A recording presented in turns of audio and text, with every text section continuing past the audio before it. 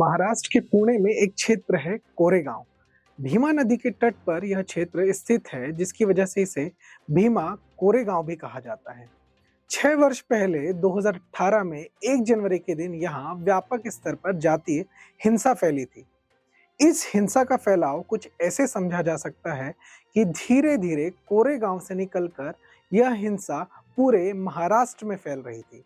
दंगों की वजह से राज्य में लोगों के जीवन में बड़ा बुरा असर पड़ रहा था। इन दंगों में कुल 500 से अधिक गाड़ियां जलाई गई थी और एक व्यक्ति की मौत हुई थी। क्या कोरेगांव में हुई हिंसा एक सामान्य जाति हिंसा थी या इसके पीछे कोई गहरी साजिश थी? क्या था पूरा मामला? आइए जानते हैं इस वीडियो में। मैं हूं शुभम उपाध्याय और आप देख रहे हैं द नैरेटिव।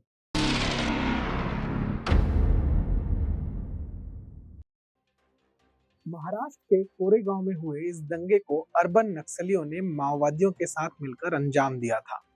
शुरुआत में महाराष्ट्र पुलिस और उसके बाद एनआईए ने अपनी जांच को आगे बढ़ाया। इसके बाद धीरे धीरे पूरे देश भर में आरोपियों की गिरफ्तारी देखने को मिली। इसमें से कुछ तथाकथित बुद्धिजीवी, स्वघोषित पत्रकार, मीडिया के बनाए हुए सामाजिक कार्यकर्ता और वामपंथ के सिपहसालार पुलिस की गिरफ्त में आए। इन सभी लोगों ने अपने माओवादी आतंकी सोच के ऊपर जो चोला ओढ़ रखा था, उसे सुरक्षा एजेंसियों ने जनता के सामने निकाल फेंका। भीमा कोरेगांव में 1 जनवरी 2018 के बाद से हुए दंगों में पूरी तरह से माओवादी शक्तियां शामिल थी, इसकी पुष्टि हुई। सुधा भारद्वाज, वरवरा राव, अरुण फरेरा जैसे तमाम शहरी माओवादी गिरफ्तार हुए। कुछ ऐसे लोगों की भी गिरफ्तारियां हुई जो माओवादियों से सीधे संपर्क में थे और अलग-अलग माध्यमों से इस हिंसा की योजना बना रहे थे। इसमें ऐसे लोग भी शामिल थे जिनके संबंध पाकिस्तान के इस्लामिक आतंकवादी संगठनों से भी हैं। इस पूरे कनेक्शन का जांच एजेंसियों ने भंडाफोड़ किया था। जांच एजेंसियों ने चार्जशीट से लेकर हाई कोर्ट में दिए अपने हलफनामा में भी इस बात का जिक्र किया है कि गिरफ्तार हुए लोगों के संबंध माओवादियों से हैं और इन्होंने समाज में विद्वेष फैलाने के इरादे से इन दंगों को भड़काने का काम किया है। इनकी गिरफ्तारियों के चलते माओवादियों के शहरी नेटवर्क का व्यापक स्तर पर खुलासा हुआ था। इसके बाद धीरे धीरे माओवादियों पर सुरक्षा बलों की पकड़ बढ़ती गई। जैसे भीमा कोरेगांव मामले में गिरफ्तार हुए आनंद तिलतुंबड़े के बारे में जानकारी आई कि वह कुख्यात माओवादी आतंकी मिलिंद तिलतुंबड़े का भाई है। मिलिंद तिलतुंबड़े वह माओवादी आतंकी था जिस पर 50 लाख रुपए का इनाम घोषित था और यह गढ़चिरौली में पुलिस मुठभेड़ में मारा गया था। मिलिंद तिलतुंबड़े को लेकर यह बात भी सामने आई थी, ऐसी जानकारी आई थी कि वह अपने भाई आनंद तिलतुंबड़े के माध्यम से ही माओवादी आतंकी संगठन में शामिल होने के लिए प्रभावित हुआ था। और सबसे दिलचस्प बात यह है कि शहरी माओवादी होने, माओवादी आतंकी का भाई होने और दंगों के आरोपी होने के बाद भी आनंद तिलतुंबड़े को मीडिया में एक दलित कार्यकर्ता के रूप में पेश किया जाता है। और सारे जो अर्बन नक्सल हैं, माओवादी विचारक है, कम्युनिस्ट विचारक, अगर हम सही शब्दों में कहें, ये जो कम्युनिस्ट विचारक है, अर्बन नक्सल हैं, ये आनंद तिलतुंबड़े को सामाजिक कार्यकर्ता, दलित कार्यकर्ता के रूप में पेश करते हैं।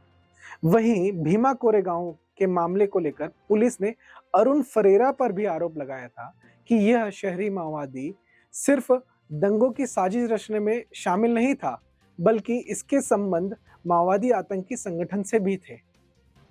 माओवादी आतंकी संगठनों के साथ मिलकर इसने पूरे दंगों की साजिश रची थी। 31 दिसंबर 2017 को भीमा कोरेगांव में एल्गार परिषद की एक बैठक हुई थी, जिसमें अरुण फरेरा ने एक भड़काऊ भाषण दिया था। इसके बाद पूरे क्षेत्र में अगले 2 दिनों तक हिंसा भड़की और उसके बाद दंगे भी हुए।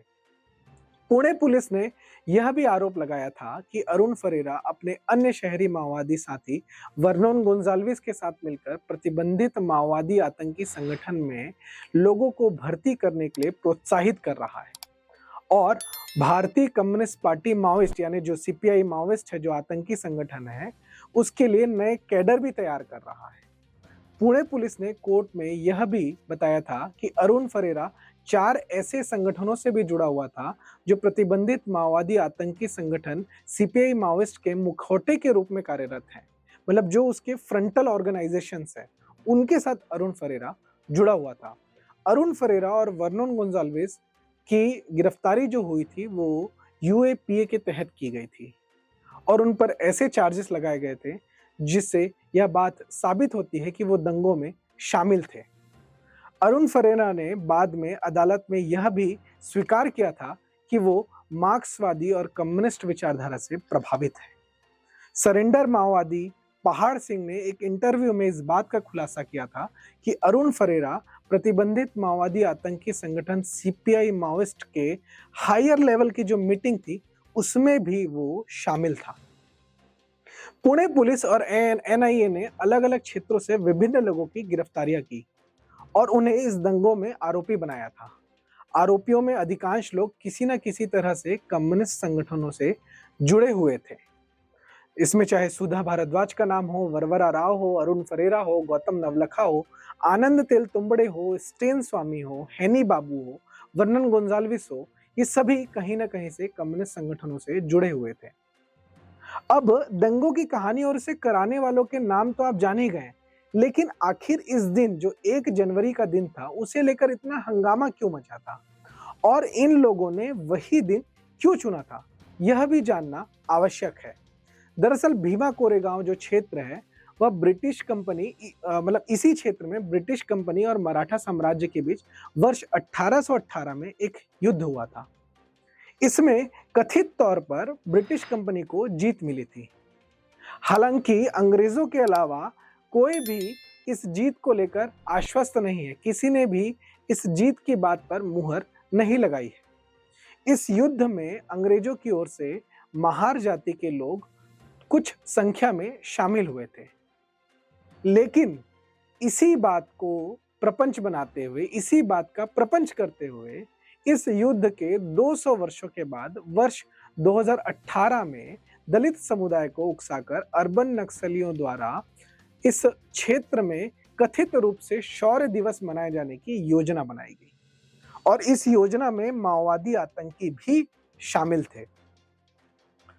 इस कथित शौर्य दिवस के कार्यक्रम के दौरान दिल्ली दंगों के आरोपी जो इस्लामिक जिहादी उमर खालिद है और गुजरात में कम्युनिस्ट एक्टिविस्ट जो है जिग्नेश मेवानी, वो भी शामिल थे और उन्होंने भड़काऊ भाषण दिया था।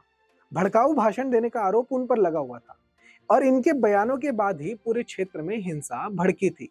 अगर हम इस युद्ध के इतिहास की बात करें तो इसे कुछ ऐसे समझा जा सकता है। दरअसल भीमा नदी के किनारे कोरेगांव क्षेत्र को ईस्ट इंडिया कंपनी के कप्तान फ्रांसिस स्टेंतो ने 500 सिपाही, 300 घुड़सवार, 2 बंदूकों और 24 तोपों के साथ मराठा सेना में हमला करने के लिए घेर रखा था। ब्रिटिश कंपनी के सैनिकों में कुछ स्थानीय मुसलमान और महार जाति के हिंदू शामिल थे। सामने मराठों की 20,000 से अधिक सैनिकों की सेना खड़ी थी। मराठों की सेना ने नदी को पहले पार कर हमला किया और दोपहर तक कोरेगांव में ब्रिटिश सैनिकों के कब्जे में रहे 2 मंदिरों को छुड़वा लिया। इसके बाद मराठों की सेना ने ब्रिटिश सेना के 11 तोपों और 1 बंदूक को पूरी तरह से नष्ट कर दिया, जिसके बाद 4 कंपनी अधिकारियों को भी मराठा सेना ने वहीं मार डाला। इन सभी गतिविधियों को देखकर कप्तान स्टेंटो से बची हुई जो टुकड़ी थी उसने आत्मसमर्पण करने की गुहार लगाई और उस ब्रिटिश कप्तान ने उसको स्वीकार भी कर लिया। लेकिन जब भी कभी इस युद्ध का इतिहास ब्रिटिश इतिहासकारों द्वारा लिखा गया तो इसमें उनकी तारीफ की गई और इस क्षेत्र में ईस्ट इंडिया कंपनी के कप्तान और उसकी सेना के नाम पर एक स्तंभ भी ब्रिटिश ईसाई जो सत्ता थी उसने बनवा दिया। इसी स्तंभ पर आजादी के बाद कम्युनिस्ट इतिहासकारों ने भी समाज को बांटने के लिए शौर्य की गाथाएं लिखी। उन कम्युनिस्ट इतिहासकारों ने ब्रिटिश और मराठा सैनिकों के बीच जो युद्ध हुआ उसे महार और ब्राह्मणों के युद्ध में बदल डाला। इसी बांटो और राज करो की राजनीति का इस्तेमाल अंग्रेजों ने किया, जिसे बाद में कम्युनिस्टों द्वारा हिंदुओं के साथ एक बार फिर दोहराया गया। तो जो भीमा कोरेगांव की पूरी हिंसा थी, भीमा कोरेगांव का जो पूरा जो दंगा था, यह कुछ और नहीं, केवल और केवल कम्युनिस्ट आतंकियों, माओवादी आतंकियों, कम्युनिस्ट विचारकों और अर्बन नक्सलियों के इन पूरे जो नेक्सस था, इनके द्वारा किया गया एक षड्यंत्र था, जिसमें ना सिर्फ महाराष्ट्र को अस्थिर किया, बल्कि भारत की एकता और अखंडता को भी कम करने का, उसे तोड़ने का, उसे खंडित करने का काम किया। यह थी भीमा कोरेगांव दंगे को लेकर एक इनसाइड स्टोरी, भीमा कोरेगांव दंगे को लेकर एक डिटेल जानकारी, उसके फैक्ट पे हमने बात की। द नैरेटिव पर इसी तरह की खबरों को देखने के लिए, इसी तरह की फैक्ट्स, इसी तरह की डिटेल जानकारी को देखने के लिए आप द नैरेटिव के यूट्यूब चैनल को सब्सक्राइब कर सकते हैं। अगर आपको यह वीडियो पसंद आया तो आप इसे शेयर कर सकते हैं, लाइक कर सकते हैं, और द नैरेटिव पर लगातार आप जुड़े रहें ताकि हम ऐसे ही एक्सक्लूसिव स्टोरीज, ऐसे ही फैक्चुअली स्टोरीज आप तक हम पहुंचाते रहें। तब तक के लिए देखते रहिए द नैरेटिव।